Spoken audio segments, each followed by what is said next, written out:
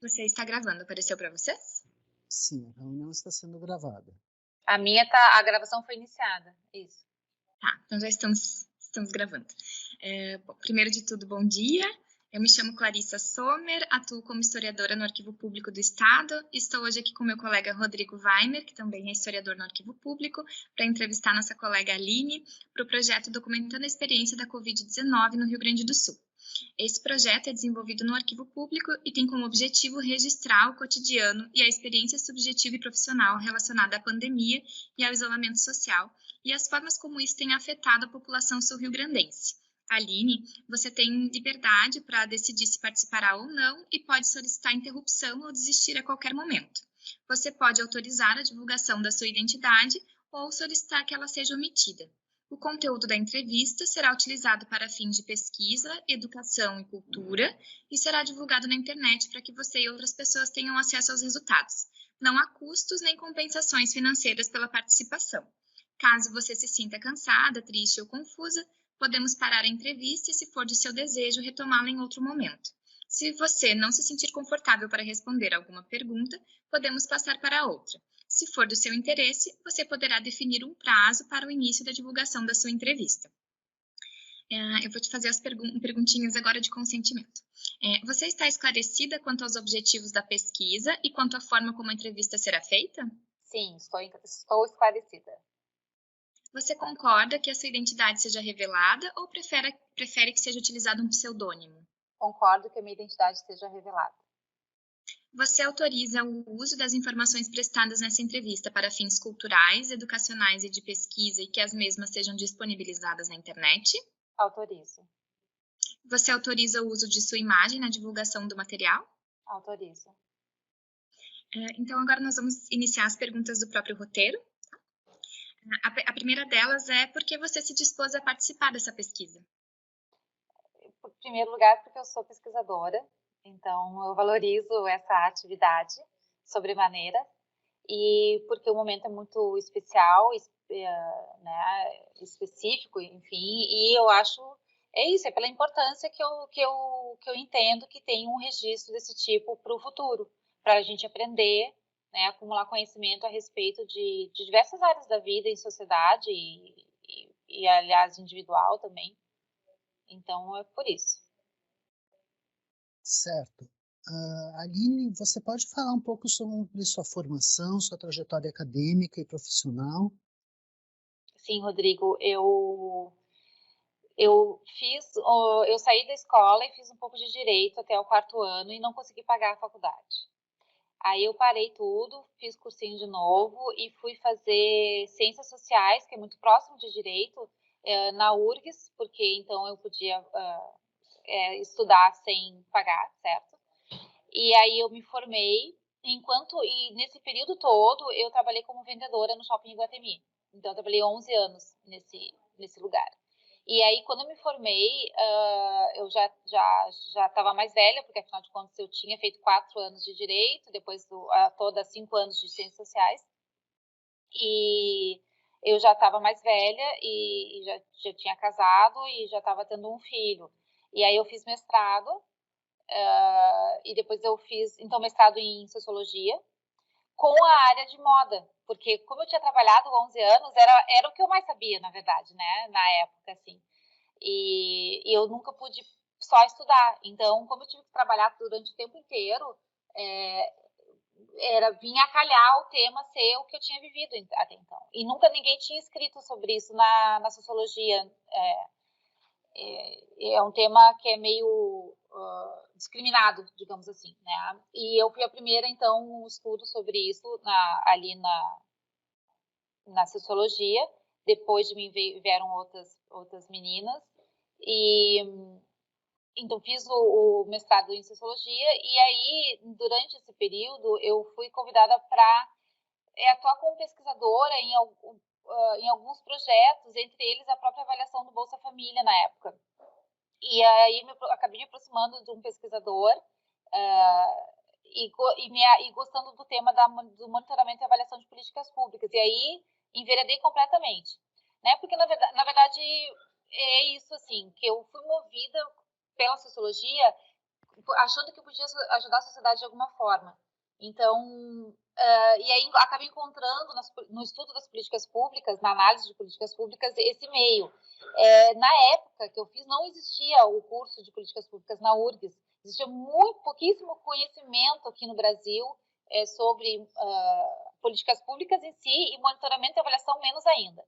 Então, eu comecei sobre isso, e aí depois eu fiz doutorado sobre economia, eu fiz doutorado na economia do desenvolvimento, e a tese sobre instituições, sendo uma instância de monitoramento e avaliação, como analisá-la a partir da ótica da teoria das instituições. Então, nos últimos 15 anos, eu atuo como pesquisadora na área de políticas públicas e monitoramento e avaliação mais especificamente. Na verdade, criação de capacidade estatal para monitorar e avaliar políticas públicas. E eu faço muita gestão de projetos de pesquisa na universidade, e por isso eu acabei sendo chamada para atuar enquanto uma gestora de projetos no Estado, né, onde eu atuo agora, que na verdade o projeto acabou não saindo até agora, mas eu acabo atuando em outros, ajudando na gestão de projetos da Secretaria de Gestão de Pessoas do Governo do Estado. Aline, tu pode nos falar um pouquinho sobre a tua participação no Comitê de Dados? Sim, é que então, enquanto pesquisadora do Centro de Estudos sobre o Governo da URGS, que eu atuo desde o meu mestrado, né? Lá eu executei cursos sobre controle social e para o Ministério do Desenvolvimento Social na época.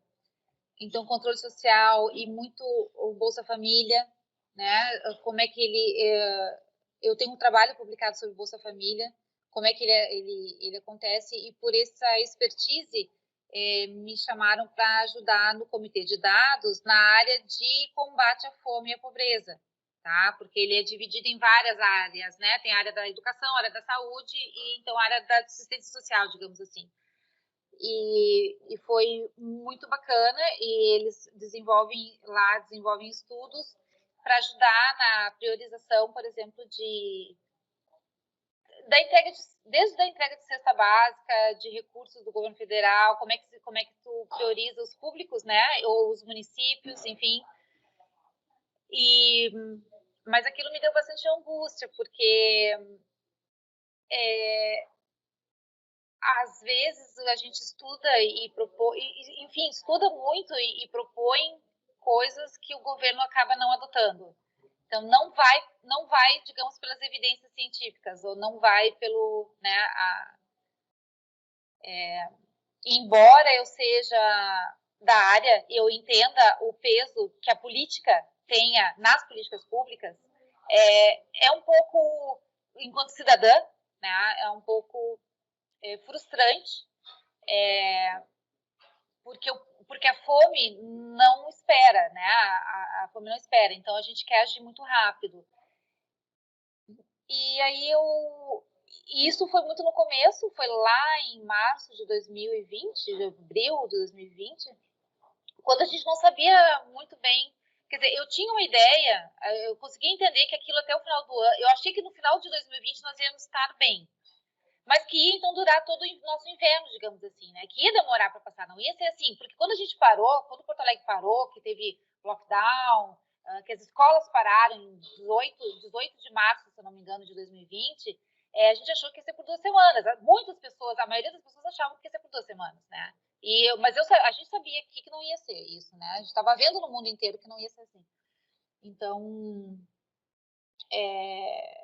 a gente, dentro do comitê, tu vê as coisas andando muito devagar, é frustrante, dá um desespero, assim, porque a gente sabia que... E depois os CRAS, que são os centros ai, eu nem me lembro o nome, são os centros de referência da assistência social, tá? Os CRAS e os CREAS, que são os equipamentos públicos, na verdade, que chegam mais perto do público de maior necessidade.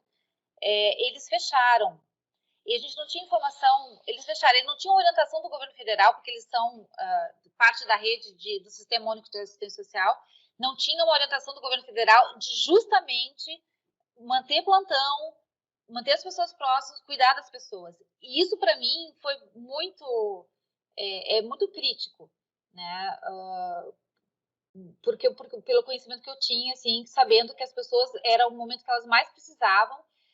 E, claro, a gente devia fazer o distanciamento social pela pandemia, devia ter os cuidados pela pandemia, e não podia aglomerar, e não podia ter público, mas não houve da parte do governo federal nenhuma instrução para permanecer com o atendimento a esse público de forma organizada e com cuidado.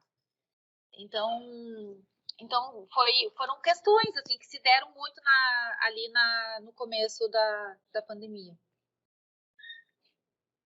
Aline, a gente vai precisar, acho que vai ser bem importante a gente voltar a esse tema da tua participação e como tu percebeu a atuação do comitê, mas antes a gente adentrar mais nisso, eu gostaria de te pedir que tu comentasse um pouquinho sobre o teu atual vínculo funcional com o Estado, qual é a tua secretaria, e comentasse que teve um projeto para o qual tu foste acionada, né, chamada, e que esse projeto não aconteceu, mas que tu acabou te envolvendo com vários outros. Ele não aconteceu em função da pandemia. Relata um pouquinho mais sobre essa tua atuação com o cargo em comissão que tu tens atualmente. Tá bem. Não, eu fui chamada para um projeto, eu fui chamada pela Subsecretaria de Gestão de Pessoas, que é a subsecretaria que cuida da gestão de pessoas de todo o poder executivo estadual, certo? Dentro da Secretaria de Planejamento e Gestão, né? Governança e Gestão, a SPGG, que até no início do governo era só a Secretaria de Planejamento, era separada da Secretaria de Governança, agora elas são uma só, e foi criada essa subsecretaria em 2019, e aí eu fui chamada então para ajudar num projeto que não aconteceu, mas não tem a ver com a pandemia, não. E aí, então assim, quer dizer, eu fui chamada numa entrevista online, aí já começa a ser aquela coisa diferenciada, né, tem uma coisa da pandemia aí, que é uma entrevista online, e a disponibilidade, então, de tempo online, porque o meu trabalho também, ele tem essa característica já desde muito tempo, né, eu não preciso estar presencial, eu trabalho no computador onde eu estiver, né, então isso é uma coisa que ficou bem distinta nesse período aí, que era a minha experiência prévia já com o trabalho remoto, digamos assim, né, do que as pessoas estavam vivendo. Bom, então, aí eu entrei e um dos GTs, um dos grupos de trabalho em que eu participei na SUGEP, foi do teletrabalho, foi para normatizar o teletrabalho. Então, existe uma normativa mais ampla, mas que a gente precisava agora estipular os indicadores de produtividade, de trabalho para o teletrabalho, quer dizer, fazer o teletrabalho uma coisa mais perene. Então, eu participei desse GT, e é ali que eu percebi a diferença, porque teve uma das reuniões no âmbito do CONSAD, que é o Conselho Nacional de Administração, de pessoas de vários lugares do Brasil, para discutir teletrabalho. E muita gente sofrendo muito, por N motivos, porque não tinham convívio com os colegas, porque não conseguiam trabalhar de casa por causa dos filhos. Porque é o seguinte, o que acontece? Eu trabalhava teletrabalho, não é teletrabalho, né? Eu trabalho de casa, eu posso trabalhar de casa o quanto eu quiser, primeiro porque o meu tipo de trabalho é isso, é pesquisa. Tá? Então, eu posso trabalhar de casa. Mas eu trabalhava de casa com os meus filhos na escola. Quando entrou na pandemia, mesmo eu que já tinha um trabalho de casa, aí tem os filhos. Então eu não conseguia sentar a bunda na cadeira sem que alguém me pedisse alguma coisa, assim, que tem que fazer, né? E tu pede ajuda das meninas que trabalham aqui em casa, de vez em quando tu pede ajuda, porque também elas não podiam vir, né? A gente respeitou isso durante muitos meses com elas.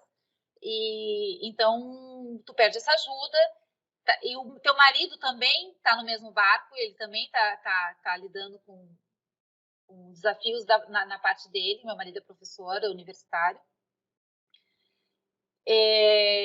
Bom, E aí, nesse GT de teletrabalho, que me contaram, então, de lidar com essa falta dos colegas, essa falta de sair de casa para ir trabalhar e tal. E eu dizia que a parte boa que eu gostava, que eu podia conviver mais com meus filhos, eu podia almoçar todos os dias com eles, eu podia cuidar mais. Eu alfabetizei o meu filho ano passado, ele estava na primeira série e eu tive que alfabetizar. Não é que eu tive, ele já sabia, né? Mas eu tive que cuidar, todos os dias eu tive que dar aula para ele durante isso. Então, ao mesmo tempo que é um desafio, é um privilégio muito grande. Eu senti como um privilégio, tá? De poder estar perto dele nessa hora. Eu não tive problemas com isso, então eu e ele, na verdade, curtimos o momento. Foi um momento bom para nós. Mas então essas pessoas nesse grupo de trabalho reclamaram muito e eu falei que quando eu iniciei o meu trabalho mais remotamente, lá em 2010, 2009, que eu trabalhava o dia inteiro sozinha e que meu marido chegava em casa no final do dia e eu despejava um monte de coisa nele, porque eu passava o dia sozinha. E eu saía muito mais, claro, na época não tinha pandemia, eu saía muito mais socialmente, justamente acho que para suprir essa falta do ambiente de trabalho que a gente tem, né, que é muito gostoso e traz aprendizagens e um convívio gostoso, assim, muitas vezes. E aí eu falei para elas que eu tinha uma outra percepção mais positiva desse isolamento, nesse sentido profissional, tá? Na época... Tá, quer fazer uma próxima pergunta? Não, estamos te deixando bem à vontade para narrar como tu desejares. Eu só estava tentando organizar na minha cabecinha aqui para entender um pouco na linha do tempo, né? Se a tua contratação na SPGG foi um pouquinho antes da pandemia chegar, ou já estava em pandemia, porque tu mencionaste que a entrevista foi virtual, né? Tá. Então, assim, ó, em março de 2020, eu atuava somente como pesquisadora do Centro de Estudos sobre Governo da universidade, tá? Eu tenho um projeto de pesquisa que é uma avaliação nacional do Sistema Nacional de Atendimento Socioeducativo, que são aqueles em que os jovens infratores, né, os jovens em conflito com a lei, eles ficam em instituições fechadas, tá? Então, esse era o foco da pesquisa. Isso é uma parte interessante da pandemia. Então, em março, eu atuava nesse projeto. Meu chamado para o Estado foi em outubro, foi em setembro. Em setembro eu tive uma entrevista e comecei dia 1º de outubro. Tá? Então, buscava uma pessoa mais ou menos com o meu perfil e aí que eu fui fazer parte da equipe. E aí, então, tô lá, tá. E a gente cumpre com um horário, assim, desde o início que eu entrei, tá? Eu ia 2 vezes por semana presencial, tá? Não era todos os dias, era 2 vezes por semana. E agora, depois entrou bandeira preta em março desse ano, né? Em janeiro, acho que entrou bandeira preta e a gente passou aí 1 vez por semana, pelo menos do setor que eu trabalho. Enfim, é muito interessante, porque o CAF, o centro administrativo, nesse interim que eu tô lá, ele mudou bastante o layout das salas. Então, eles ampliaram as salas, não é mais salas compartimentadas pequenas, tá? Eles botaram todo mundo aberto. Isso é muito interessante, gente. Pensa, numa época de pandemia em que você tem que estar isolado, o layout ficou totalmente aberto. E depois, assim, a gente precisa fazer muita reunião online, tendo que escutar e tendo que...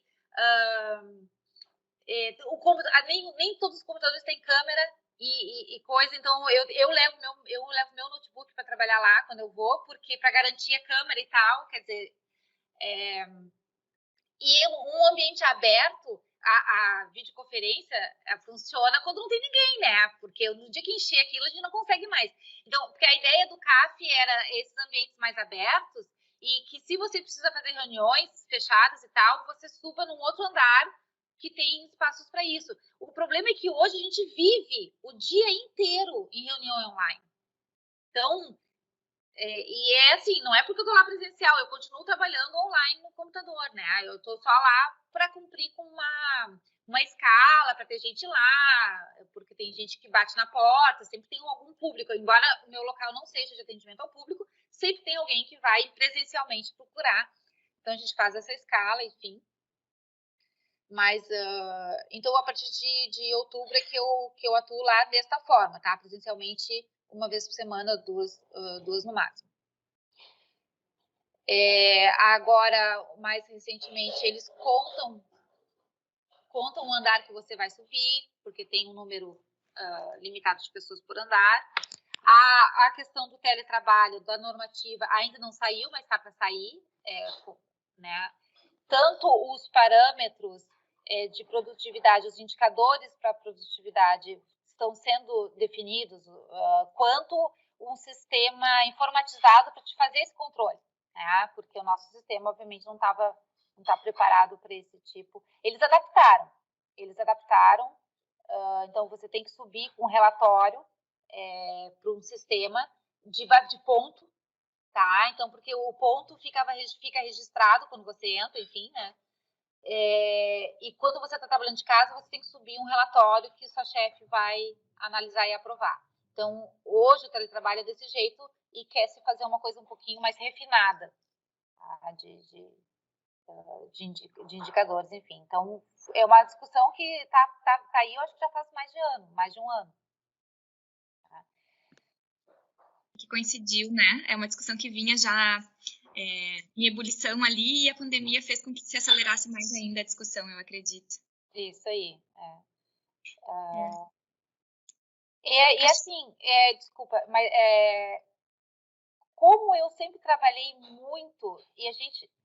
isso já está bem determinado, assim, de que o teletrabalho, ele não é menos produtivo.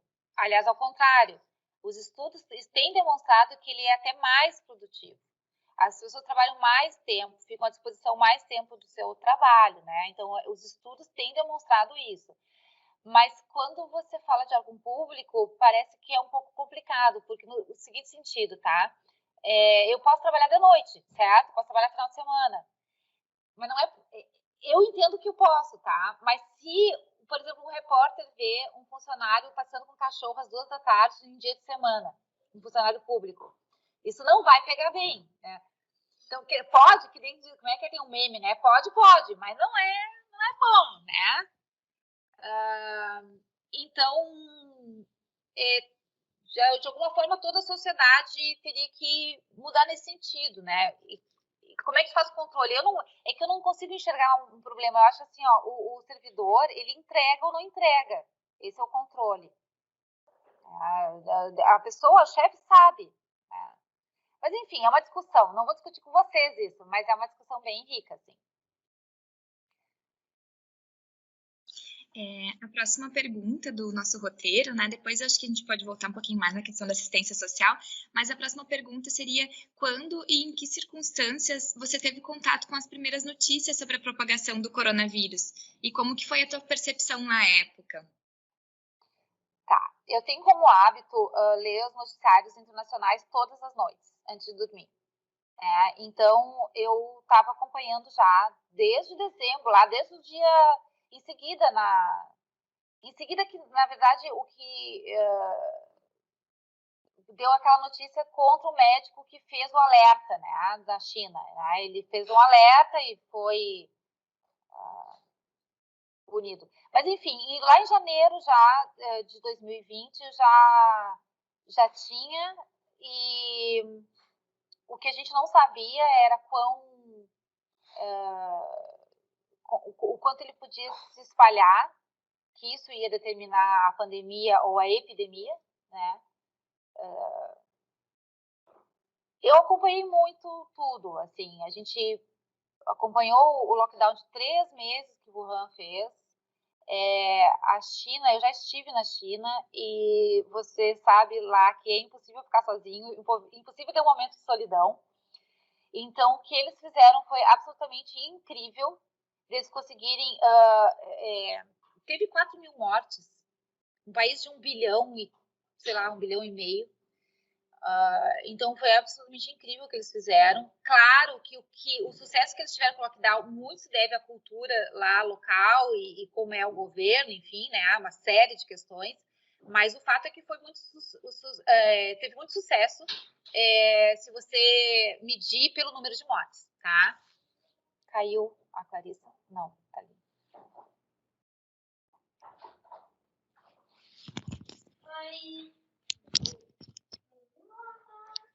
Tá sem microfone. Desculpem, eu não caía porque minha gata estava tentando derrubar o notebook. Perdão, Aline. Antônio, só um pouquinho, deixa eu falar aqui. Bom, então, assim, por eu ter esse hábito de acompanhar os noticiários internacionais, eu soube muito desde o início e nós temos amigos epidemiologistas que já sinalizavam para a gente que isso não ia ser assim, né? Tanto é que eu me lembro bem que a escola dos meus filhos avisou, eu acho que foi dia 16 de março para fechar dia 18, né? Que começou a história, que acho que foi mais ou menos isso, assim. E em seguida as professoras, eu tive uma reunião com o professor, porque todo mundo tentando se adequar, porque eles queriam com que os pequenos, o meu filho de 6 anos na época, ficasse às 5 horas online. E eu disse, não, isso não tem como, não tem como, vocês têm que adaptar, enfim, tem que adaptar, as crianças não vão aguentar isso aqui, e eu falei, isso vai durar, não vai acabar em 2 semanas. Então, não é uma corrida de velocidade, ela é longa distância. Então, a gente tem que ir devagar, porque nós todos temos que chegar vivos até o final do ano, né? Em todos os sentidos, em vários sentidos. E aí, elas ficaram me olhando, assim, e tal, e no fim acabou realmente acontecendo isso, né? Eu esperava que meu aniversário, que é em dezembro, eu pudesse comemorar e não pude, né? Ainda não pude. Bom, então, onde é que a gente estava? Na pergunta sobre os primeiros contatos com coronavírus e a sua propagação. Não, então, na H1N1, eu fui uma das poucas pessoas aqui que saí para comprar máscara. Antes que pudesse ter... No fim, a gente não precisou e tal, né? Mas eu acho que eu tenho uma noção, assim, do que é, e o quão globalizado é, e quão complicado, como a gente está trancado em ambientes com ar-condicionado e fechado, sem janelas, sem... Enfim, uma série de coisas. E aí, em seguida, deu já, de fevereiro, eu acho que deu o primeiro caso no Brasil, e em março deu a primeira morte, né? E na verdade, nisso, Itália estava sofrendo, né? Eu acho que foi a Itália, né? E então é um horror, a gente estava vendo tudo aquilo. Não tinha visto nunca isso antes, né? Quer dizer, H1N1 e teve H1N1 é a SARS, né? A MERS também. Então teve outros 2 vírus nos últimos tempos que também tiveram, só que em países, só que não deu uma pandemia, foram epidemias, né, mais localizadas, assim. Então, quem tem essa memória, quem tem isso, é difícil tu não te preparar um pouco, não ficar atento, na verdade, não é que preparar, a gente não acho que não tem como ficar preparado, porque aconteceu, não tinha como, mas ficar atento, né? É só ler notícias, enfim, né? E que também ficou muito claro ali em Wuhan que o negócio era o lockdown, que era o distanciamento social. Então, a gente realmente parou aqui tudo, de ver todo mundo, de sair, de tudo, né?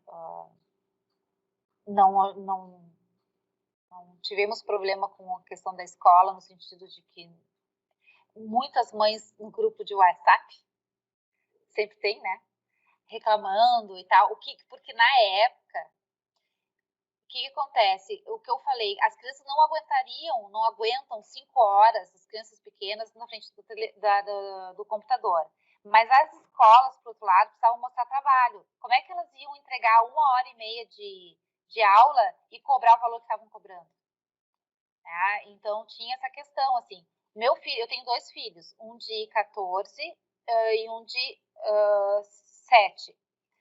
E o de 14, no dia seguinte que teve o lockdown, já estava estudando online tranquilamente. É adolescente, está acostumado, muito tranquilamente, assim. E a escola estava preparada, ela já tinha o Classroom, né? Ela já usava as ferramentas do Google para a educação, então foi bem tranquilo. E o pequeno foi mais difícil no sentido que ninguém sabia, os professores não sabiam lidar com aquilo. Essa coisa de tentar fazer a mesma carga horária do presencial, quando na verdade é impossível, né? E mostrar para os pais de que nem por isso, nem pela diferença da carga horária entregue, você podia cobrar o menor, tá? Porque também existe um investimento em portais de várias ferramentas online, de estudo online. Eles fizeram investimentos em portais de leitura, de jogos, né? E também de os professores, o tempo dos professores para preparar a aula é muito bem complicado para a aula online. Então, eu estava muito, na época, né, em março, já envolvida muito com as questões da escola das crianças, assim, teve tudo isso. E embora eu diga que eu tinha uma noção de que aquilo não ia ser assim para passar, que não ia ser em 2 semanas, isso eu me lembro de ter certeza, e que eu falei para a professora, ainda assim eu relaxei, porque eu comecei a beber todo dia em casa. Isso foi uma característica bem interessante, assim, a gente realmente passou a beber todos os dias em casa, uma tacinha, uma coisinha, coisa que a gente não fazia. Acho que nas 2 primeiras semanas a gente tirou umas férias, digamos assim, tá? A gente tava todo mundo meio anestesiado com essa história de não ter aula, de não ter trabalho, tava meio todo mundo anestesiado, assim. E a gente também entrou. Só que a bebida não durou só 2 semanas, foram bastante meses que a gente bebeu em casa. Mais recentemente que eu digo, não dá. Né? Mas, enfim, era uma coisa que a gente não fazia, até porque tu aproveita os momentos de saídas sociais para poder beber, e aí você está dirigindo, e aí você tem trabalho no outro dia, e não sei o que, uma série de restrições. Mas você está em casa. Né? Você não tem que levar o filho na escola de manhã cedo. Tem que sair. Você trabalha num horário, você trabalha com um tipo de trabalho que permite que você trabalhe em horários que você possa jogar. Então, se você tiver de ressaca, você pode dormir mais. Então, é um doce para beber. Mas deu tudo certo. Foi tranquilo. Foi no limite ali. Super me identifico. E como é que, tu já falaste um pouco sobre isso, né? Mas a gente queria saber um pouquinho mais como é que os impactos econômicos e sociais da pandemia e do isolamento social foram percebidos na sua área de atuação. Falaste um pouco sobre o sistema de assistência social e tal. Então, assim, eu trabalho como pesquisadora, tá? Eu trabalho de pesquisa aplicada. Esse é o minha maior área de trabalho. E eu achei que eu ia ficar sem trabalho. Mas, assim, o meu tipo de trabalho, a pandemia não afeta no sentido de que eu trabalho de onde eu estiver, com computador. Só um pouquinho.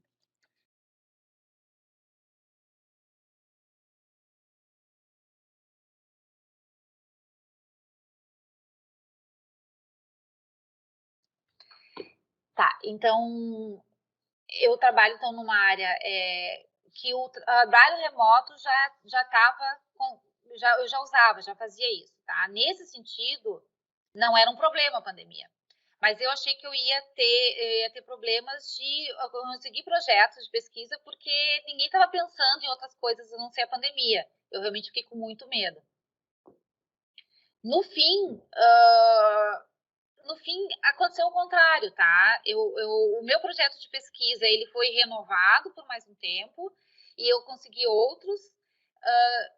Hoje eu acho que, em parte, porque você não consegue investir em outras áreas, você acaba canalizando para uma área do tipo a minha, que pode trabalhar de qualquer lugar e tal. Então, enfim, não aconteceu o que eu temia, tá? Nesse sentido, não me faltou trabalho. Ao contrário, isso foi bem bacana. Tanto é que a oportunidade com o governo do estado é uma delas, né? Então, mas eu fiquei com muito medo de que fosse faltar. O meu trabalho tem muito... Como eu trabalho com governo, políticas públicas, claro que tem uma questão do tipo de governo que está... o valor que o governo eleito dá para a área de humanas, né? Porque eu também tenho isso, a minha área é de humanas. Mas no fim deu tudo certo.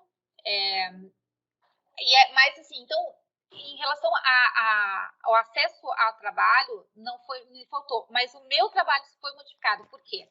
O projeto de pesquisa que eu estava atuando para 2020 tinha previsto a pesquisa in loco nos 27 estados brasileiros. Eu estava achando maravilhoso que eu ia viajar para os 27 estados, ou para o estado que eu quisesse, pelo menos, né? Porque sozinho eu não ia dar conta, né? Não sou também a única da equipe. E não tinha como. Tá? Então, assim, nesse sentido, assim, o tipo de pesquisa a gente teve que mudar. Tá? A gente não pode, porque a gente tinha feito todo um survey à distância, né? O formulário e tal, e análise disso em 2019. E aí nós íamos se aprofundar em loco, e isso não pôde. Então nós tivemos que adaptar o desenho de pesquisa, né, e outras técnicas. Então a gente agora está numa parte que estamos fazendo grupos focais, e aí não é grupo focal presencial, também tem que ser adaptado, é um grupo focal online, onde você não enxerga as expressões corporais das pessoas e outras coisas. Então, também a técnica de pesquisa, então o desenho teve que ser adaptado, a técnica teve que ser adaptada, né? Nós íamos nós íamos visitar os locais, tirar fotos dos locais, né, de internação dos jovens esses, e não podemos. Então a gente resolveu essa parte do in loco, a gente resolveu tentar fazer um documentário em que uma empresa pudesse ir in loco, em alguns locais pelo menos, para fazer um documentário. Porque nem pagar vacina a gente tinha como, porque tinha que respeitar a ordem de prioridade do Ministério da Saúde. Então assim, não tinha o que fazer, né? Então a gente teve que adaptar o desenho. Mas e isso também demora para a gente tomar essa decisão, demora para mudar o desenho, demora para ver que não vai passar. E aí, com isso, também nos deram mais prazo de pesquisa, a gente teve mais prazo. Mas é tudo interessante, porque daí, entre o tempo do survey e o tempo agora que é grupo focal, passa-se um tempo maior do que o que a gente esperava no início, mas, enfim, então, estamos conseguindo realizar ainda um trabalho bem satisfatório. A gente teve também daí tem uma questão que a pandemia é interessante, que a gente apresentou os resultados num seminário online. Então, o inicial era um seminário em Brasília, tá? Mas o bacana do seminário online é que mais pessoas podem assistir, mais pessoas podem participar e ter acesso àquilo, né? Às vezes, agora a gente percebe que quantos seminários a gente fez presenciais e que não se transmitiu ao vivo, não se teve esse cuidado de transmitir para poder abarcar mais pessoas. E agora, bom, eles acontecem online por si só, depois eles ficam disponíveis, né? Então o alcance é maior. Então tem algumas coisas que a pandemia trouxe que são interessantes, são democráticas. Por outro lado, nem tanto, porque o acesso à internet, computadores com câmera, ainda é muito baixo. O acesso à internet no Brasil é muito baixo. Eu sei porque a gente fez 8 cursos, eu fiz 8 cursos EAD entre 2013 e 2017.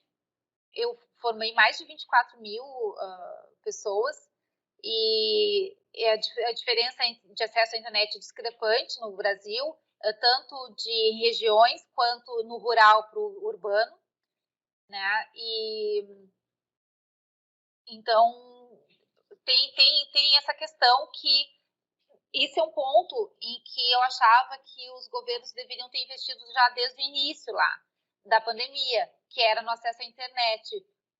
Eu acho que isso faria diminuir o impacto econômico, porque a internet abre portas diversas e para o mundo inteiro.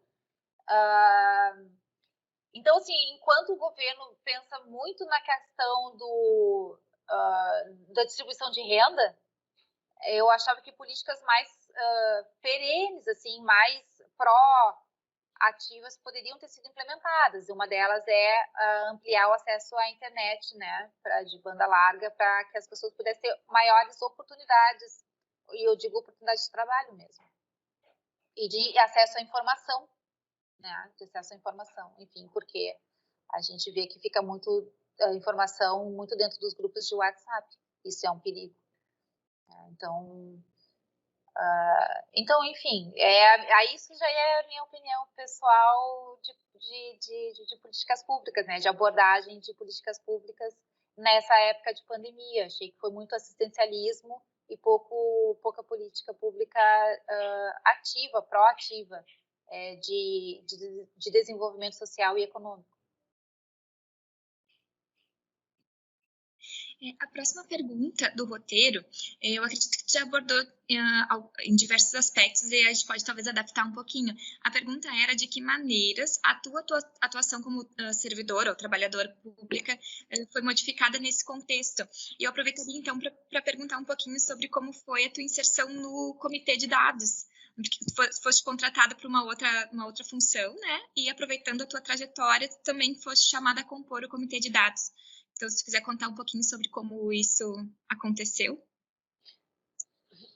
Então, exatamente, sobre o Comitê de Dados, foi uma iniciativa muito bacana aqui do Governo do Estado, fazer esse comitê de estudiosos, né, de pessoas de áreas afetadas pela pandemia, né, então tinha o Comitê de Dados, mas dentro dele eram subcomitês, assim, da área de educação, saúde, e eu fui convidada a compor a área de assistência social, na verdade, de combate à fome e à pobreza,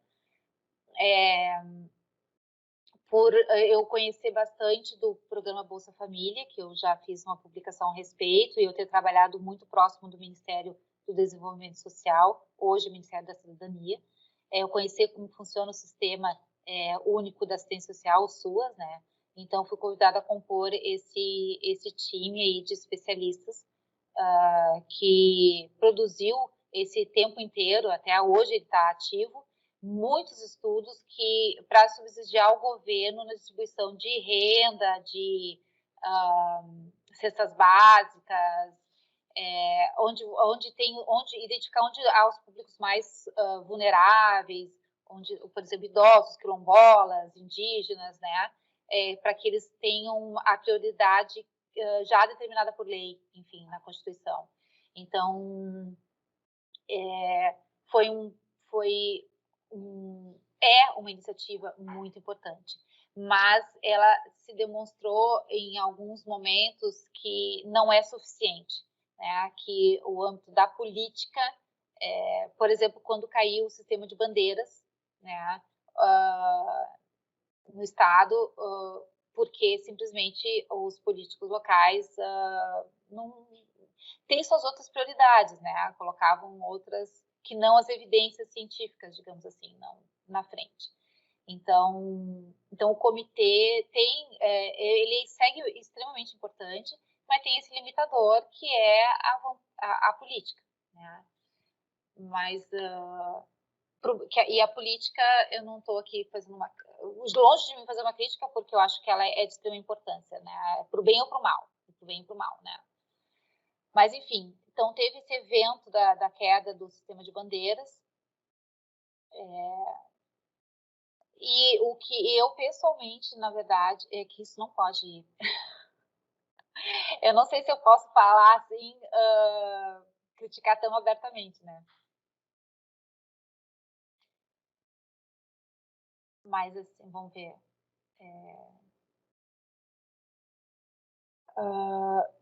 Eu tinha expectativa, ao fazer parte do comitê de dados, de poder contribuir mais para mitigar a fome e a pobreza, que com certeza ia vir da pandemia. E como pesquisadora da área, a gente consegue antever isso e fica com muita vontade de se antecipar. E o tempo político, às vezes, é muito diferente. Né? Ele precisa de uma série de diálogos e, enfim, de arranjos ali para que as coisas saiam do papel, para que sejam executadas as políticas. Então, pessoalmente, me dava uma certa angústia participar do comitê, na medida em que as ações demoravam para sair do papel. E eu sabia que tinha muitas pessoas passando muita necessidade. Eu recebia vídeos, eu recebia relatos do interior do estado, porque os equipamentos públicos, os CRAS, os CREAS, estavam fechados ou atuando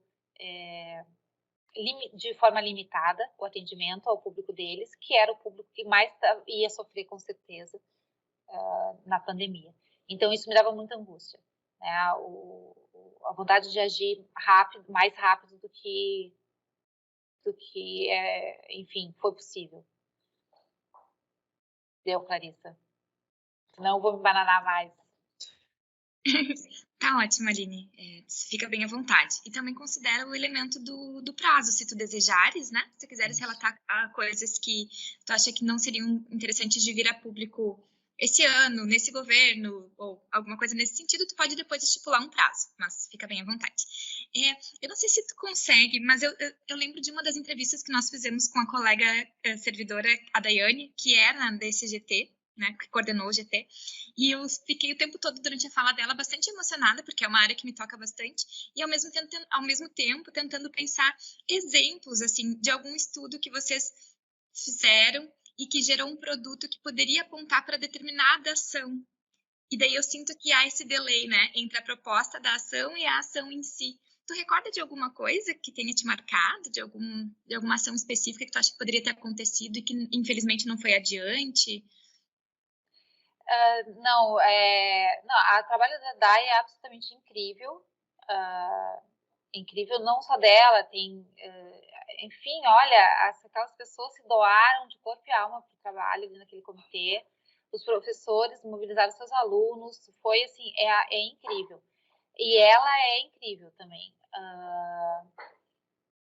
Mas eu especificamente, eu realmente me desliguei, tá, Clarissa? Não sou uma boa pessoa para responder sobre isso. Teve uma questão, teve uma questão dos idosos, de localizar onde estavam, eu acho, e os quilombolas também, de localizar melhor. Mas eu me lembro o que foi mais no começo que eu participei mais, e a gente ainda tinha muita dificuldade de conseguir os dados do cadastro único. Tá? A gente teve muita dificuldade de conseguir os dados e o do IBGE não estão atualizados, enfim, são muito desatualizados a essa altura, e ainda mais com essa sombra de não fazer o censo, que é um horror. Mas eu sou o sofrimento de não ter dados, de não ter informação. Acho que essa é uma lição que eu levo da pandemia. Tá? O quanto a gente precisa ter dados, organizar os dados, disponibilizar dados para melhores políticas públicas. Então, acho que ficou muito claro o quanto a gente tem que prestar atenção nos sistemas de informação dos governos para que a gente realmente melhore as nossas políticas públicas. Então, Clarissa, não tem... Eu fiquei muito revoltada com o fato de que a gente não conseguia agir e atuar de forma mais eficaz, assim.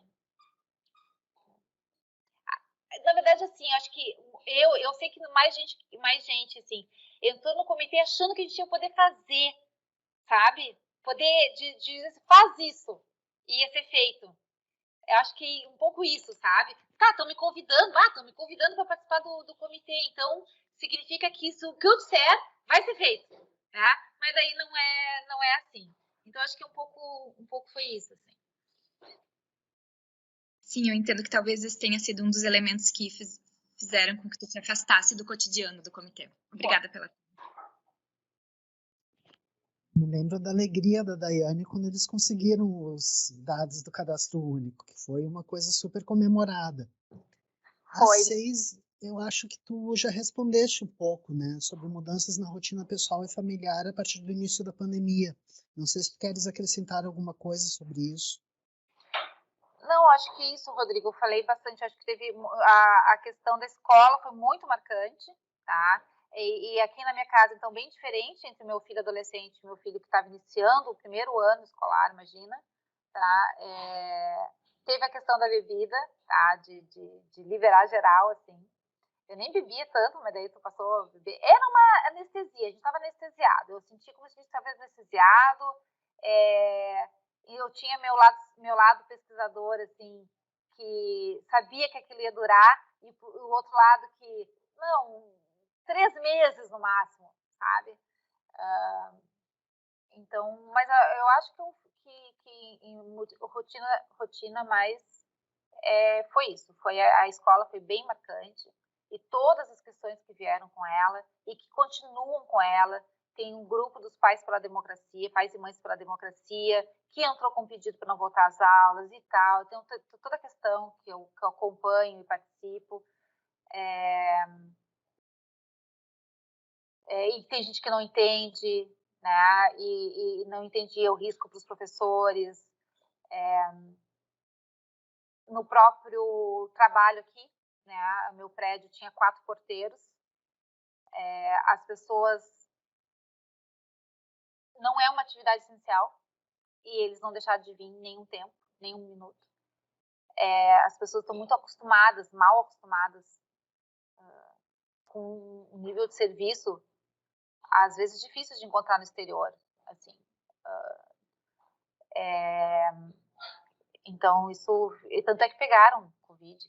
Mas também não quer dizer nada, né? A gente sabe bem disso. Mas o fato é que eu não achava aquilo muito certo, né? Tá certo que todo o sistema do condomínio, ele era feito para que os porteiros abrissem todas as portas para nós. Então a gente não tinha nem chave. A gente não tinha nem chave para entrar se a gente precisasse. Mas não são atividades essenciais, mas não foram dispensadas. Então a rotina mais próxima do familiar foi muito isso, e foi muito isso. Eu não deixei, a gente diminuiu o contato. Minha família é pequena, assim. A gente diminuiu o contato familiar bastante ainda, mas não deixamos de nos vermos. Na verdade, no começo, sim, agora me lembrei, tá? Com a minha mãe, bastante. Passamos mais de mês sem se ver. Daí, eu acho que passou a bandeira lá no início, passou alguma coisa, diminuiu alguma coisa, daí a gente se via. Então, não foi uma coisa extremada, tá? Não foi. Até porque eu tenho os únicos netos da minha mãe. Minha mãe também, meu pai é falecido. Então, por N motivos, não foi um isolamento social. Porque tem um efeito também, né? Esse isolamento aí dos idosos e coisas tem um efeito que para todo mundo, né? Tanto para os meus filhos, quanto para minha mãe, quanto para a gente passar longe fica complicado. Tá, mas vamos para a próxima pergunta.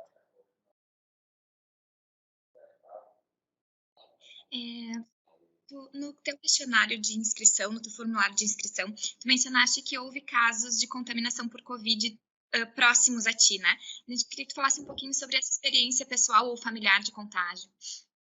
Tá. Então, assim, a gente, durante todos os primeiros meses ali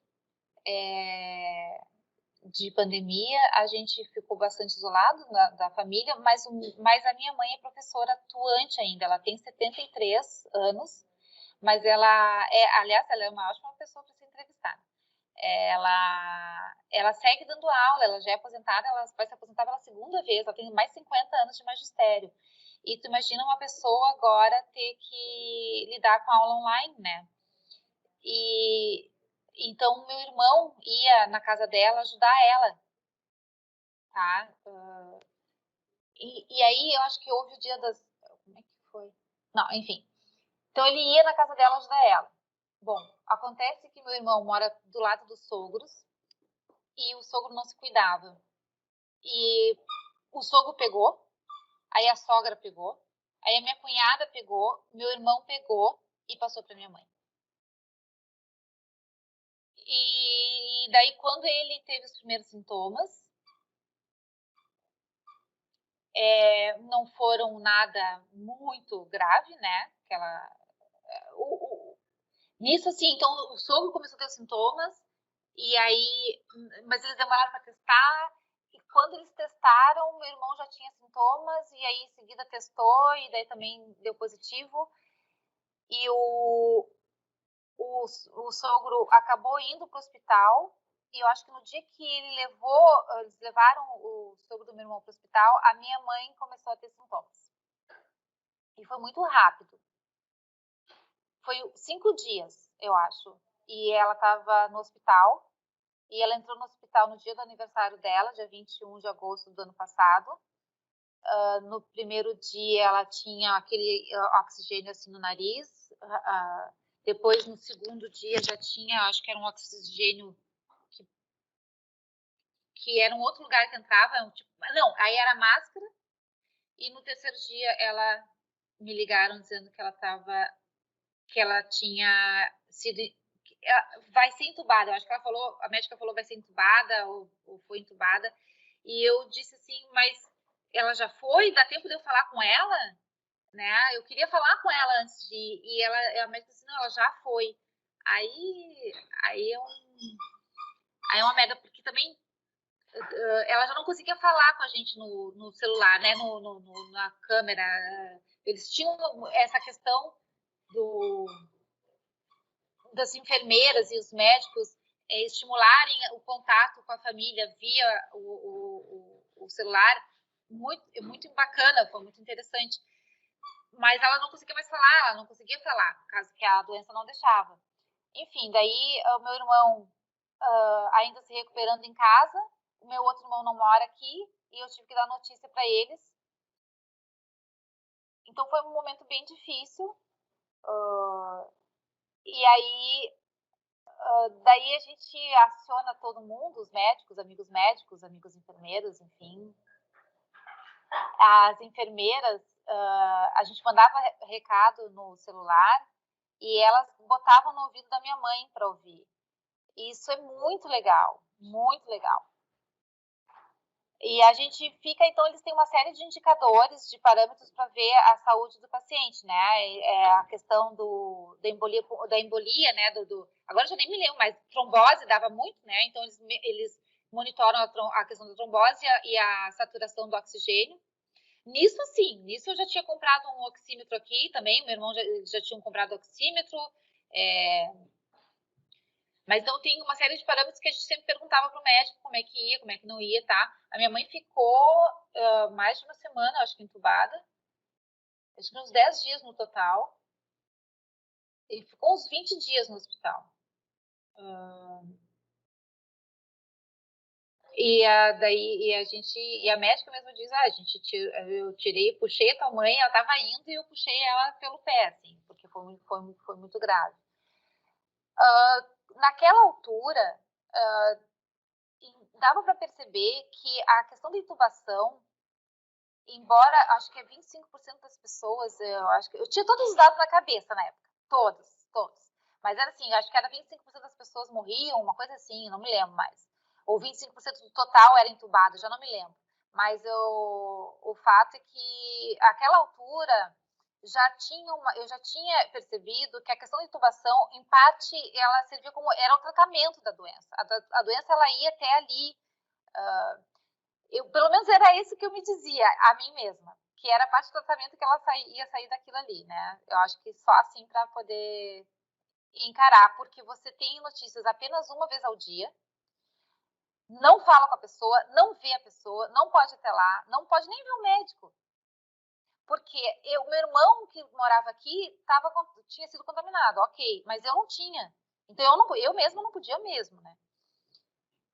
E, então, essa parte também de ter notícia só uma vez por dia é complicado. Mas, enfim, tá, foi isso. E foi...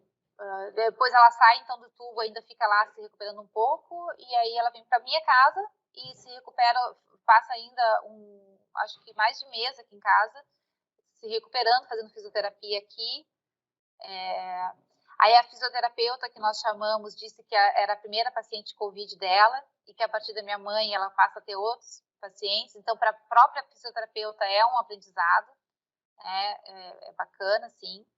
E a minha mãe teve muita vontade de viver, de superar isso, que ela fez tudo certinho, se recuperou, né? Ela teve muito esforço da parte dela em se recuperar o mais rápido possível. Fizemos todos os testes depois. Ela fez muito cuidadosa com a saúde dela, porque essa doença ela tem muitas sequelas, pode ser neurológicas, quanto do coração, né? E pulmonar, as principais, né? Então a gente teve esse monitoramento depois com o cardiologista, né? Porque aparentemente ela não ficou com sequela nenhuma. Eu digo que foi ao contrário. Ela saiu muito bem, assim. Então, porque também ela tinha uma preparação física muito boa antes da pandemia, né? Ela dança todos os dias, e aí eu acho que isso ajudou bastante, né? O pulmão estava bem trabalhado, estava acostumada a trabalhar bem para ela, então ajudou. Mas, e aí, então teve isso e caiu um alfinete. E daí depois, no ano novo, isso foi em agosto do ano passado, e no ano novo meu marido aparece na semana do ano novo com sintomas bem característicos, bem a tosse, bem característicos, e daí na dúvida ele se isola. A gente tem a peculiaridade de nós morarmos em apartamentos separados no mesmo prédio. Então eu moro num e ele mora no outro.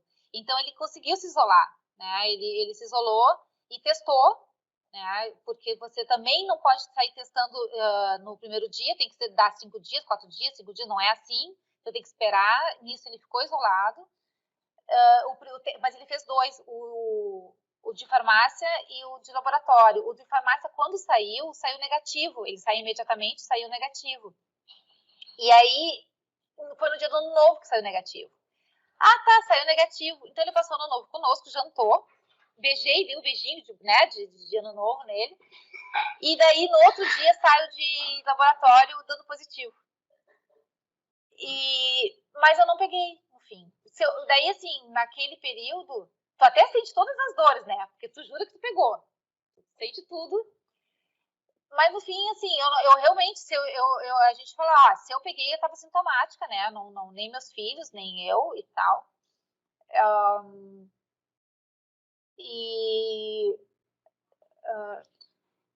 Daí ele se recuperou bem, ele teve bem leve, se recuperou fácil, mas fizemos também um monitoramento do cardiológico, tudo, porque a gente sabe das sequelas.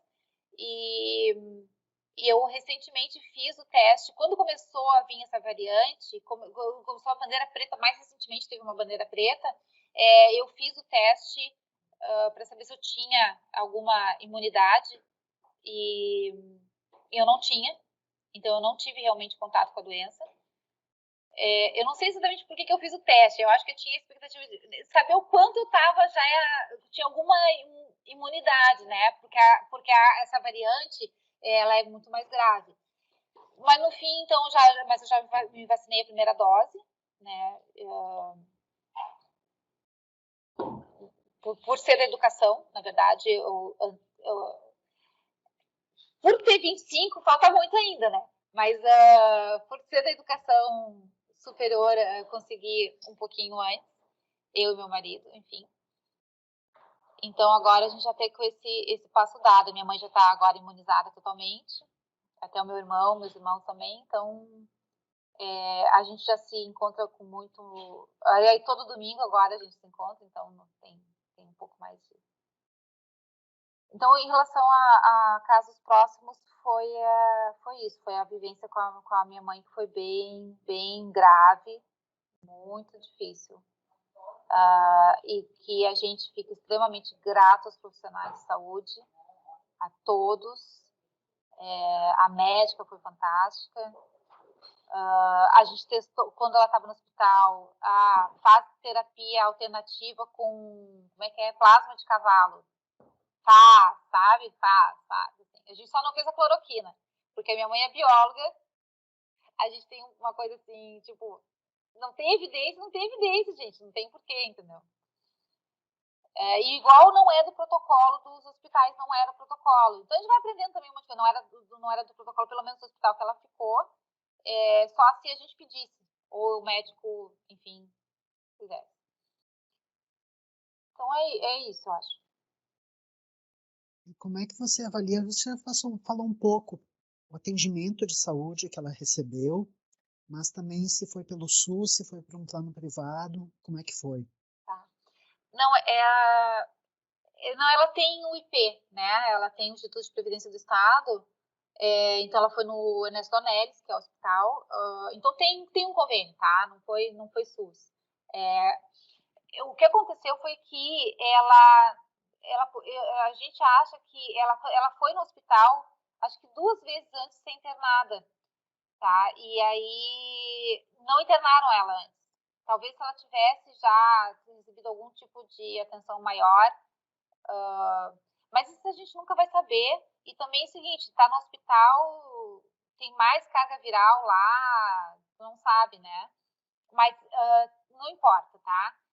Acho que o que importa dizer é que no momento que ela entrou, ela foi muito bem atendida, porque no dia 21 que ela entrou, que era aniversário dela, e que ela falou comigo no celular, ela esqueceu o celular ligado quando entrou a enfermeira. E eu fiquei ouvindo ela com a enfermeira. E ela chorou para a enfermeira. Ela disse que era aniversário dela. Minha mãe estava muito abatida. E a enfermeira, eu ouvi a enfermeira consolando ela e atendendo ela. E a enfermeira foi fantástica. Quer dizer, foi muito além do trabalho profissional dela, do dever profissional dela. Assim. Então, e a médica também, foi absolutamente fantástico. E a gente não, por ser também parte da URGS, a gente sabe o quanto as equipes da URGS no Hospital de Clínicas estavam envolvidas. Por exemplo, uma série de médicos que não atuam na linha de frente, pegaram para si a tarefa de se comunicar com os familiares, para que o médico que cuida do paciente não tivesse esse desgaste, né? Então, fizeram essa intermediação com o paciente para que o médico da linha propriamente de frente não tivesse. Então, eu acho que em todo o Brasil, enfim, o que a gente viu é maravilhoso o atendimento. Ela teve, então, esse atendimento desse convênio, mas o SUS deu um show para o mundo inteiro. Porque se a gente tem 550 mil pessoas que perderam a vida, quantos a gente não teria sem o SUS? É o melhor e maior sistema de saúde, comparável, inspirado, eu acho, comparável com o sistema da Inglaterra, enfim, né? Que não atende, sei lá, quanto é que é a população da Inglaterra, 1/5, não sei, do Brasil. Então, o SUS se provou extremamente necessário e fantástico nisso, com todos os problemas que a gente sabe que o SUS tem e com tudo que o SUS podia ser melhor. Ainda assim, tá? Foi o SUS que salvou, foi o SUS que acho que enfim, foi o SUS que salvou todos, né? Todos nós, assim, muitos de nós.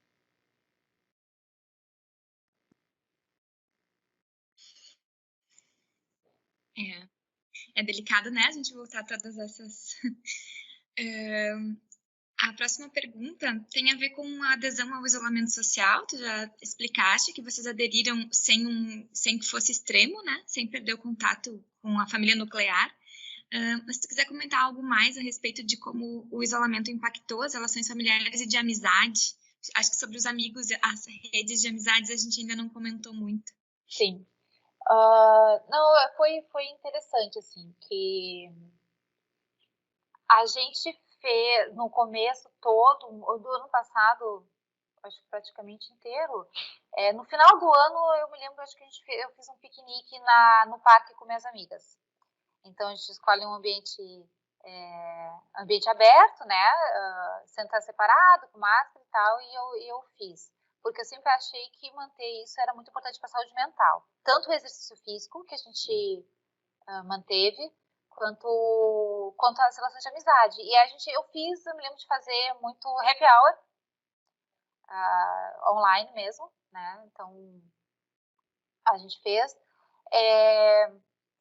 O que eu acho interessante é como as amizades permaneceram apesar da pandemia, né? Então, minhas amigas não se alterou muito nesse sentido, assim, porque tu fica realmente mais isolado e tal. E tu não tem aquela questão de sair, de vê-las, né? De fazer pequenas coisas, né, junto, então... E agora tinha amigos mais velhos também, que assim, eu não consegui vê-los ainda, né, até agora, com pessoas com comorbidades, né, que daí realmente maior o tempo que eu não os vejo pessoalmente. Agora, pessoas da minha idade, que não são tão mais novas assim, mas enfim, a gente deu esse jeitinho de se encontrar em ambiente aberto. Mas mais pro final já era mais pro final. Também teve uma questão... Então, minha família é pequena e a gente não deixou de se ver depois, lá no final, começou mais no final do ano. Tem uma questão do clube social, né, que foi muito engraçado, porque nós pagamos, a gente se associou no janeiro de 2020, para poder aproveitar todo o ano. Um clube que tem uma piscina térmica ao ar livre, então a gente poderia usar até maio ali e tal. Fechou o clube, fechou tudo.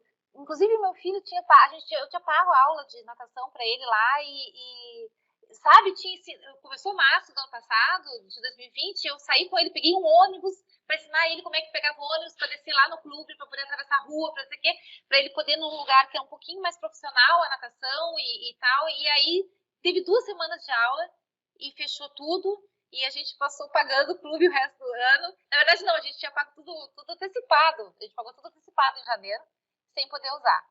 E aí, mas no final de 2020 já se abriu o clube e a gente voltou a frequentar.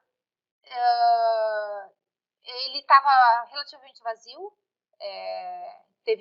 A gente cuidava os horários para ir em horários bem...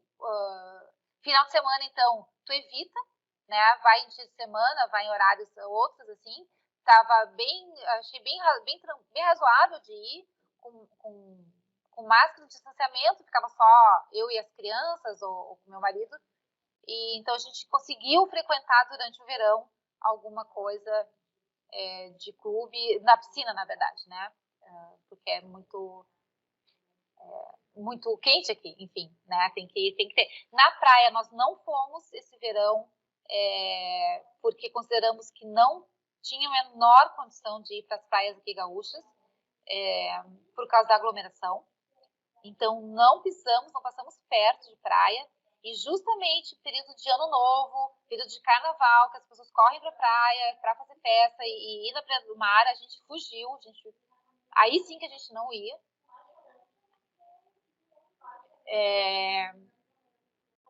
Então teve essas questões. Agora a gente, por exemplo, semana passada que a gente saiu de carro, foi viajar pela primeira vez. E de carro, coisa que a gente geralmente não faz. Que a gente pega mais avião aqui. Eu tenho mais medo de estrada com carro do que de avião, entende? Então a gente acaba andando mais de avião, e então a gente fez de carro justamente, né? Tu não anda naquele ambiente fechado do avião. Mas não que não dê para fazer isso, né? Só a gente resolveu realmente sair, fomos até Santa Catarina semana passada. O que você tinha perguntado, Rodrigo? Era sobre as relações familiares. Isso, né? Os amigos, né? Mas esses amigos mais velhos, a gente saía com alguma frequência para jantar fora. E aí, então, tu perde isso, assim. Também agora, faz pouco, a gente saiu contei com minhas amigas no restaurante também. Aí, assim, várias já tinham tido, né? E a gente já também estava com a primeira dose e várias já tinham tido a doença. Aí escolhem restaurantes que não lotam. E é engraçado, porque assim, não lota por um motivo, porque não é bom, não é bem localizado, alguma coisa nesse sentido, né? Mas aí nessa época tu quer mais os que não lotam, né? Então tu acaba indo em lugares que tu não iria, né, normalmente. Então acho que é isso. Tinha me lembrado de uma outra coisa interessante que agora não esqueci, daqui a pouco eu volto. Aline, agora há pouco tu falou da questão da saúde mental, então a gente também queria te perguntar um pouco sobre os impactos psicológicos da pandemia. Tá. Bom, Rodrigo, se tu me perguntar se eu sou louca, eu vou dizer que não, né? Nem que eu me ache. Então, assim, eu penso que eu tô lidando bem, a louca, né? Não, eu acho que sim, a gente conseguiu manter a cabeça fora d'água, tá? Em parte porque eu e meu marido já estamos bastante acostumados com essa questão de trabalhar num escritório mais quieto, de casa, tá?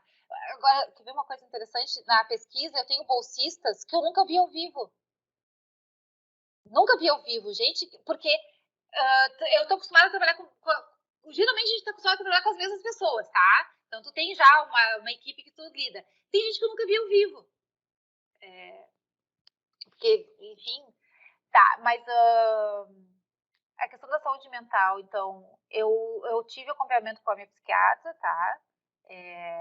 Ela teve esse cuidado, uma pessoa muito bacana, que teve esse cuidado de estar muito próximo de mim. Ela me perguntava, me escrevia, como é que tu tá? E a gente teve sessões,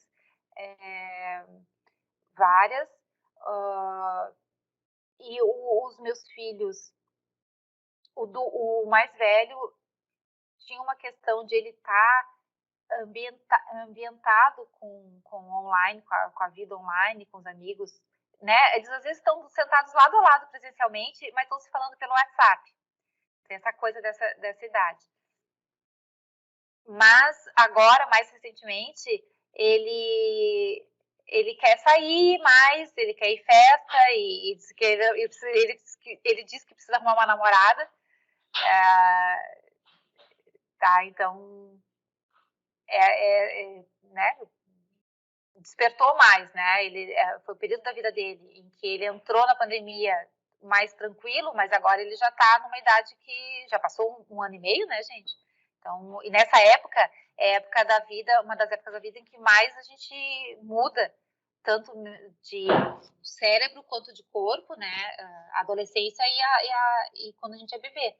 Então, muda muito para ele em um ano e meio, é muita coisa, diferente do que para nós adultos. Então, ele agora vem falando mais de querer sair, de ver amigos. E o meu pequeno é que nos preocupou mais, porque a troca, nessa idade de 6 anos, a troca com outras crianças é uma grande parte da vida deles, né? E aí ele não tinha. E aí a gente acabou, então, conversa vai, conversa vem, eu acabei adotando um cachorro. Que eu digo para mim mesma como desculpa que é para ele. Não sei se era para ele ou para mim, entendeu? Mas eu nunca mais tive cachorro dentro de apartamento. Eu acho meio um pecado, assim, cachorro gosta de pátio e tal. Mas a gente adotou, então, uma vira-lata para meio fazer companhia para ele. E foi bem bacana a experiência. Na verdade, a gente até tentou uma outra, que era um pouco mais velha, também adoção, e não deu certo, porque justamente já era um bichinho traumatizado. E aí, quando chegou em casa, ela se escondeu atrás da máquina de lavar roupa. E ela estava realmente muito traumatizada. E eu digo, com tudo que eu entendo que a adoção deve ser, que é assim, você adota, não importa o que, né? Não importa como venha.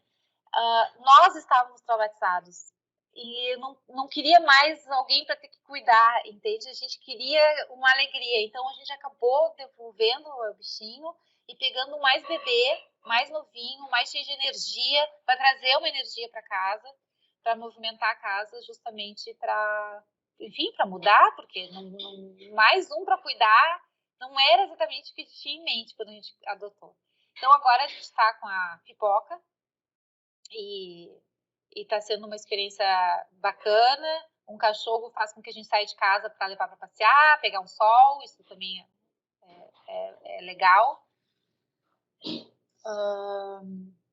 E eles, então isso foi para aliviar a questão da saúde mental do meu pequeno. É a desculpa que a gente se dá.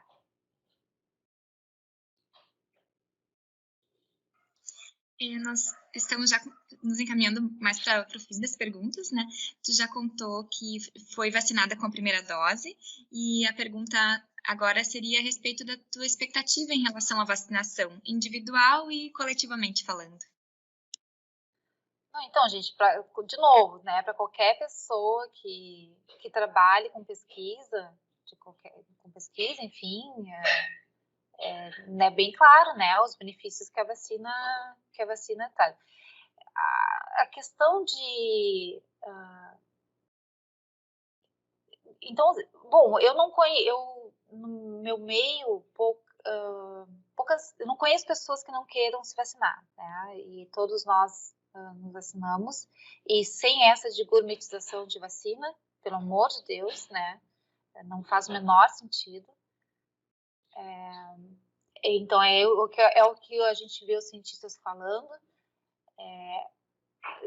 De novo, a importância dos dados, né? Mas é o que eles falam, que é um bem coletivo, né? É uma atitude individual, mas para um bem coletivo. Espero que essa lição fique, né? Que às vezes a gente tem que fazer coisas que não são só pra gente, enfim, que é um benefício maior.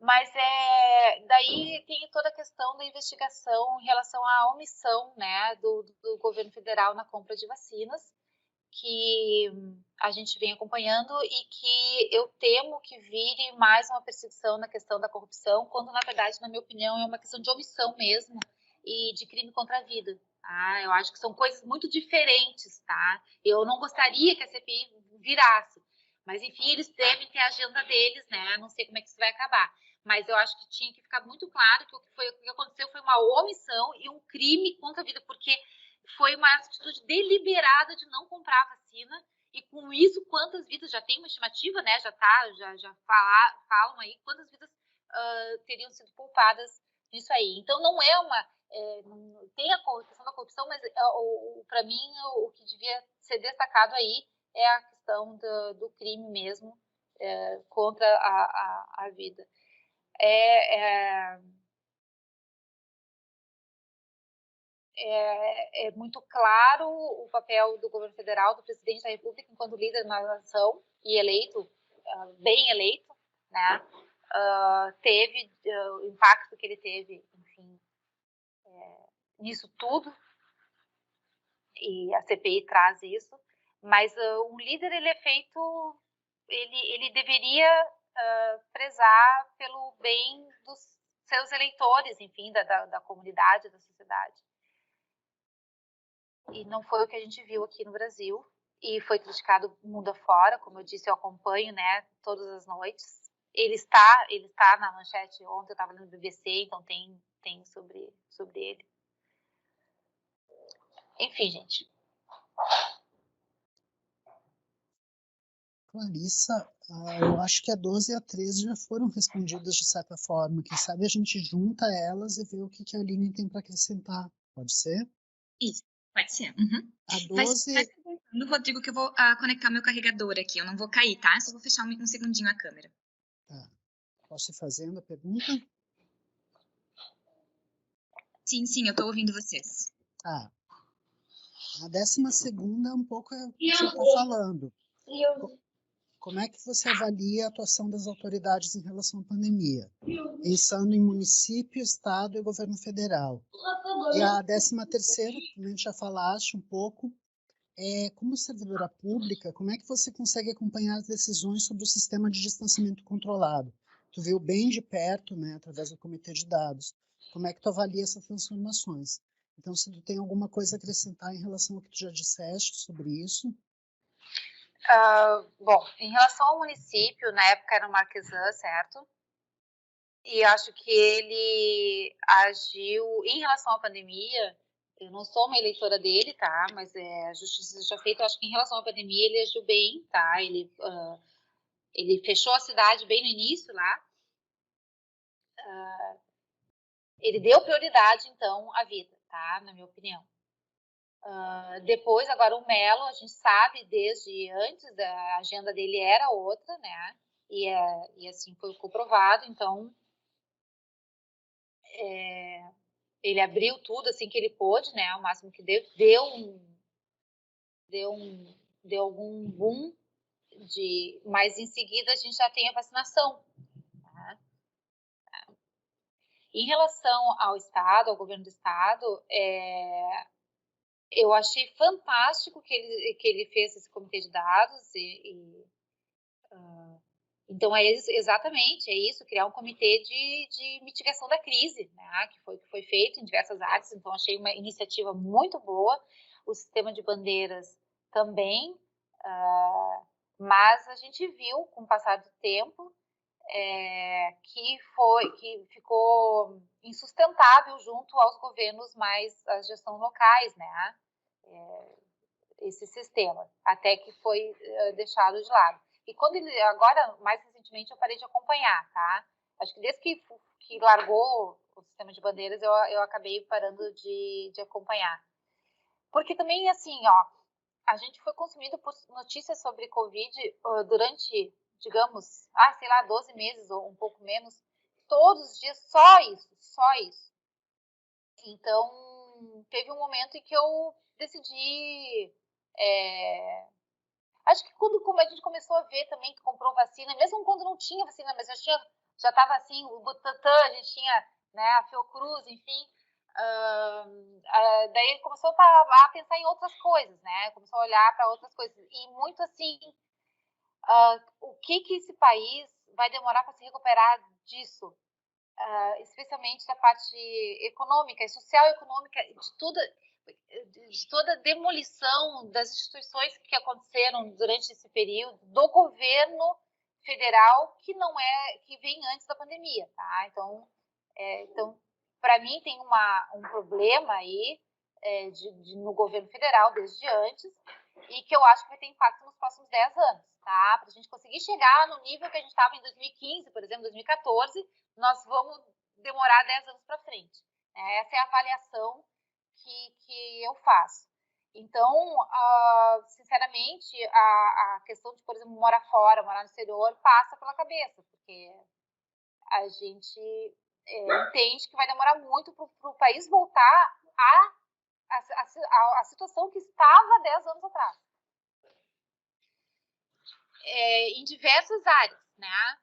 Porque foi muito sucateado, né? Saiu dinheiro da educação, da pesquisa, ciência e tecnologia, saiu tudo que eu enquanto cidadã valorizo, saiu recurso, então, na minha opinião, vai ser muito complicado. Então, o governo municipal, isso que eu falei, né? Acho que o Marquesan fez uma boa política enquanto estava, tá? E o Melo cumpriu com as promessas dele, enfim.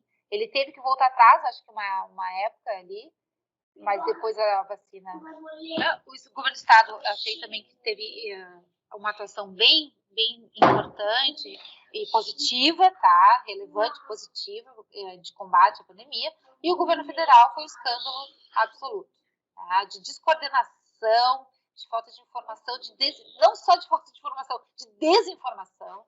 Então, é um escândalo, assim, não sem precedentes no mundo, porque todos os governos, todos os jornais importantes do mundo falam isso do Bolsonaro, como ele lidou com o combate à pandemia, né? E, então, é uma coisa que, e olha, eu vou te dizer que ele só fez, a gente só tem algum tipo de vacina porque o Dória, ele resolveu competir com o Dória, porque se não fosse o Dória, ele não sei quanto mais a gente ia esperar. É uma coisa, né?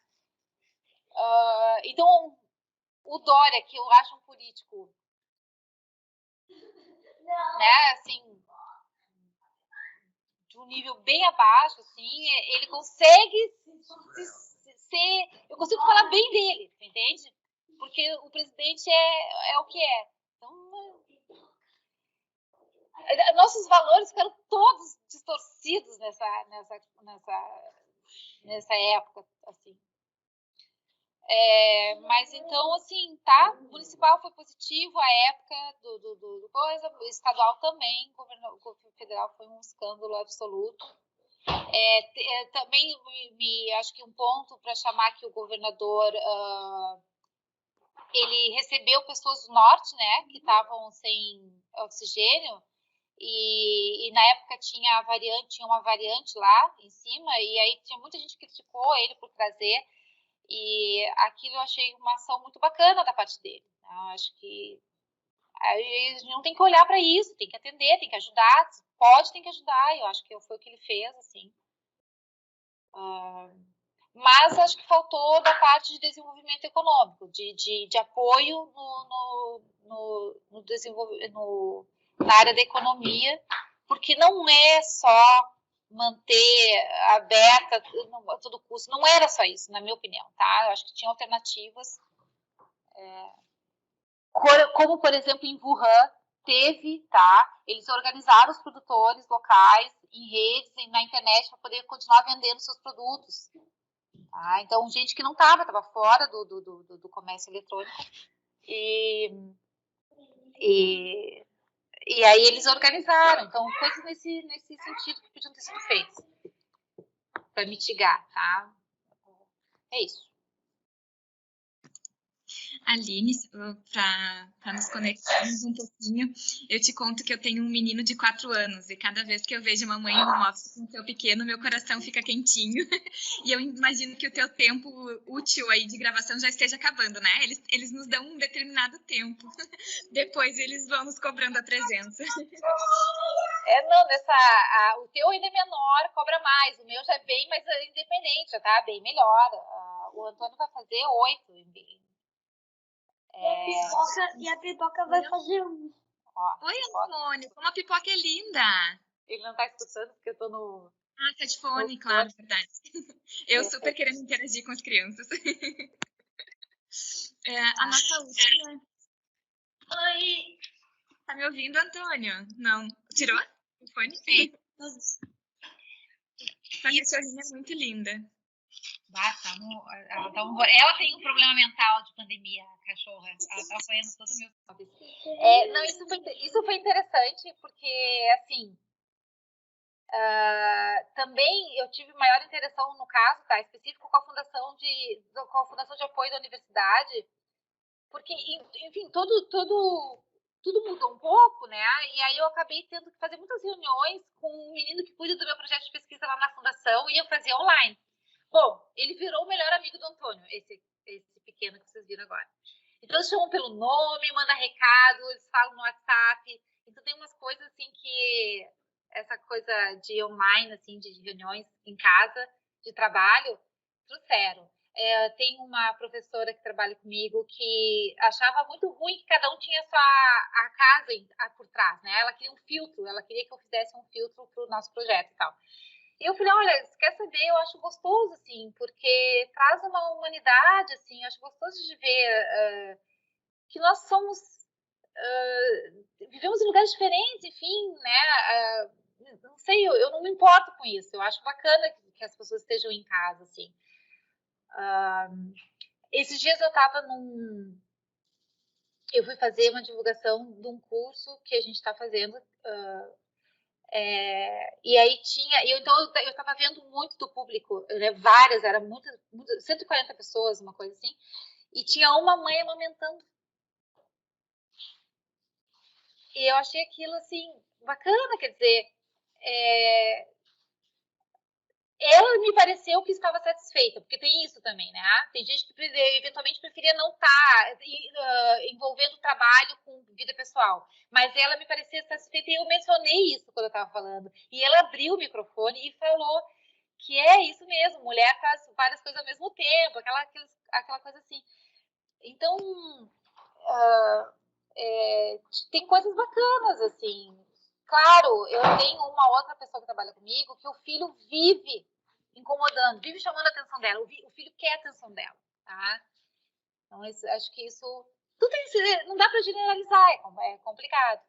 Eu, pessoalmente, achei bacana ver os ambientes das pessoas, que as pessoas têm suas vidas, seus filhos, seus cachorros, seus gatos. Muitos gatos passeando frente a rabos e gatos todos por inteiro passeando. Acho tranquilo. Acho que, no meu caso, tudo que eu fiz, que eu faço, teve um alcance maior por causa da pandemia, porque mais pessoas podem ter acesso, né, aos vídeos e coisas. Então,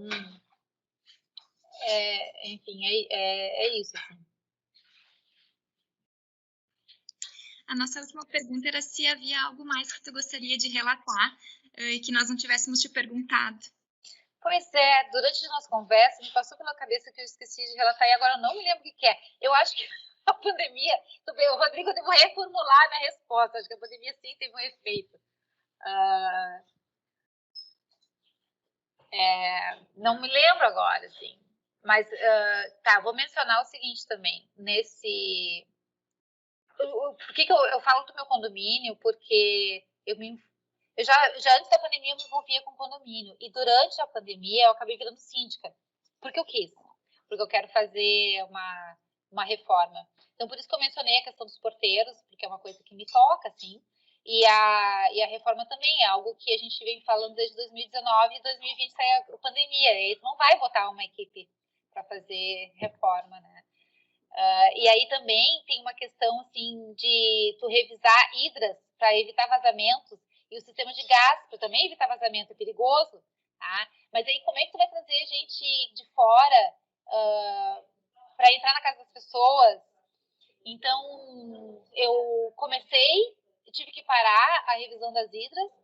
Depois eu retomei comprando todos os EPIs, tudo, a pessoa tirava e trocava toda a máscara e propé e shield a cada apartamento que entrava para poder realizar o serviço, né?